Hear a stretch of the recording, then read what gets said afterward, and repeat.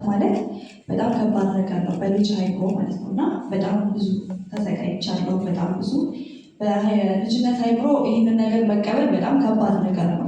እንደ ልጅ እንደ ታዳጊ እንዳልበሰለች ታዳጊ በጣም ከባድ ብዙ የህይወት ታሪኮችን አሳልፌያለሁ።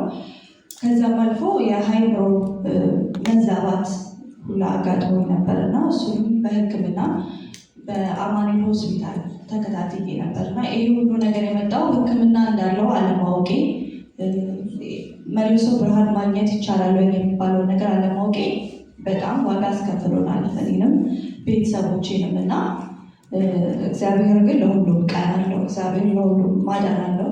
ለሁሉም ነገር መፍትሄ አለው።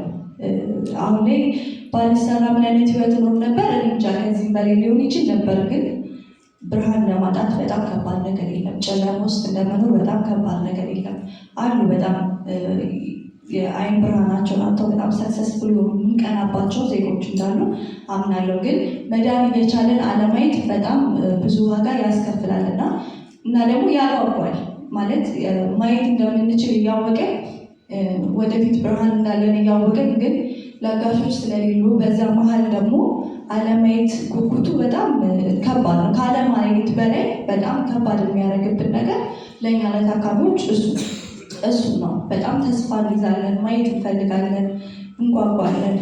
እኔም እጓጓ ነበር። አሁን ደግሞ ያው እኔ እግዚአብሔር ይመስገን ግን አሁን ላይ በእኔ ቦታ ላይ ደግሞ በጣም ብዙ ወረፋ ይዘው ሆስፒታል ቼክአፕ እንደምንም ስንሄድ የማያቸው ወጣቶች ታዳጊዎች በጣም ያሳስቡኛል። በጣም እመኝላቸዋለሁ የኔን መዳን እግዚአብሔር እንዲሰጣቸው ሁሌ ጸልይላቸዋለሁ። እና ባለማየት 4 ዓመት ቆይቻለሁ። ያው እንደተባለው ለጋሽ አይገኝም እና ወረፋ በጣም እንጠብቃለን። ብዙ ጊዜያትን ወረፋ ጠብቀናል። እኔ እዚህ ሕክምና ውስጥ ወደ 15 ዓመት ሆኖኛል ስከታተል 15 ዓመት ሆኖኛል። ሁለቱም ኤምብሬኖቼ ተሰርቻለሁ። የመጀመሪያውን ሰርጀሪ ከ10 ዓመት በፊት ነው ያደረኩት። አሁን ላይ ሁለቱም አይኖቼ ያዩልኛል፣ እግዚአብሔር ይመስገን። የሰጠኝ ህይወት ያለፈውን ሰው አላውቅም፣ ማን እንደሆነ አላውቅም፣ ምን እንደሆነ አላውቅም። ሁሌም ግን ጠዋት ስነሳ በልቤ በጣም አመሰግናቸዋለሁ። እድል ስለሰጡኝ፣ ብርሃን ስለሰጡኝ፣ ተስፋ ስለሰጡኝ፣ ለእኔም ሳይሆን ለቤተሰቦቼ ከብዙ ነገር ስላዳኑ። እንዳልኳችሁ የአእምሮ መዛባት ነበር። ብዙ መከራ እንደ ቤተሰብ ከእናቴ ጋር አሳልፈናል እና እግዚአብሔር ይመስገን። ሁሌም እግዚአብሔርን አመሰግነዋለሁ።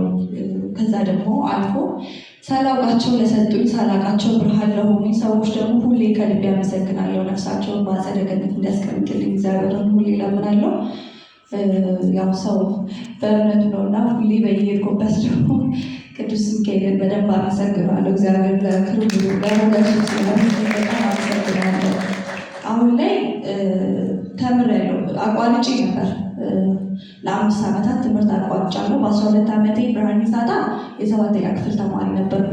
የመጀመሪያው አይኔን እንደተሰራው ነው ከ7ኛ ክፍል የቀጠልኩት። አንድ አይኔ ልክ እንዳየልኝ ወደ ትምህርት ገበታኝ ነው የተመለስኩት። አሁን ላይ በቲያትሪካል አርት ተመርቄያለሁ። እግዚአብሔር በብዙ ባርኮኛል። ማለት ላለኝ ለልጅና ግን የአይን ባንክ ውለታ አለብኝ በጣም አልሰራሁም፣ ለህዝቡ አልሰራሁም ብዬ አስባለሁ።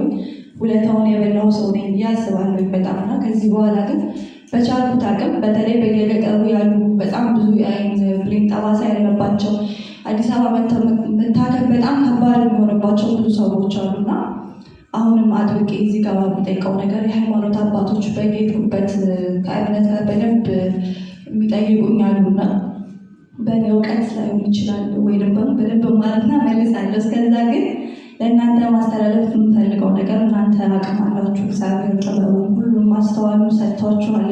ሰው ልብ ውስጥ የመቅረት ትልቅ ቦታ አላችሁና እግዚአብሔር በሰጣችሁ ነገር የእውነት ለነፍሳችሁ ነው የሚሆነው። ሁሉም ሰው ይድረስበት አይደለም፣ የደረሰበት ግን ያውቀዋልና የሃይማኖት አባቶች፣ ትልልቅ ሰዎች እናንተ ማድረስ ትችላላችሁ። በደንብ እውነት ተስፋ አድርገው የሚጠብቁ አሉ።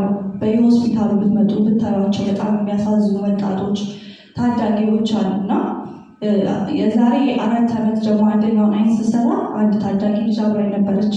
ቃል ያኔ 6 ዓመት 7 ዓመት ይሆናታል። የዛሬ ዓመት ሳገኛት እስካሁን በአንዱ ብሌን ብቻ ነው ያየች ያለችው። አንደኛው እስካሁን አልተሰራም በወረፋ ምክንያት እና የምር እንደዚህ አይነት ታዳጊዎችን ስታዩ ልባችሁ በደንብ ይራራል ብዬ አስባለሁ። አሁንም ያው እኔን አይቶ ራርጧል እና ከዚህ በላይ ደግሞ የምር ብትሰሩባቸው ህዝቦቻችን ላይ ማስተማሩን ብትሰጧቸው በደንብ ብታግዙን በጣም ደስ ይለኛል። እኛም ደግሞ እንደ ተቋም ደግሞ በደንብ እኔ በግሌ ስለተደረገልኝ ብቻ ስለሆነልኝ ብቻ እግዚአብሔር ስላደረገልኝ ነገር ብቻ በየሄድኩበት እመሰክራለሁ። በጣም ብዙ ሰው ሲጠራኝ ደግሞ ሚዲያ ላይ አንቺ የእግዚአብሔር ምሕረት ማሳያ ነሽ ነው የሚለኝ። እኔም ራሴ ሁሌ የእግዚአብሔር የምሕረቱ ማሳያ ነኝ እላለሁ። አሁን እንዲህ ብዬ በማልነግራቸው በብዙ ነገሮች ውስጥ በዚህ በአይኔ በመጡ በጣም በብዙ ነገሮች ውስጥ ስላለፍኩኝ እኔ የእግዚአብሔር ምሕረት ማሳያ ነኝ። ከኔ በላይ ዶክተሮች አይደሉም። በነገራችን ላይ ዶክተሮች ከፈጣሪ በታች ናቸው እና የሁላችን እምነት እግዚአብሔር ሁሉን እንደሚችል ጥበበኛ አምላክ እንደሆነ እናውቃለን። ከእነሱ በታች ናቸው ዶክተሮች እና ይሄ የእግዚአብሔር ስራ ነው፣ የማንም ስራ አይደለም። እውነት ህይወቱ ካለፈ ሰው ውስጥ ብሌን አውጥቶ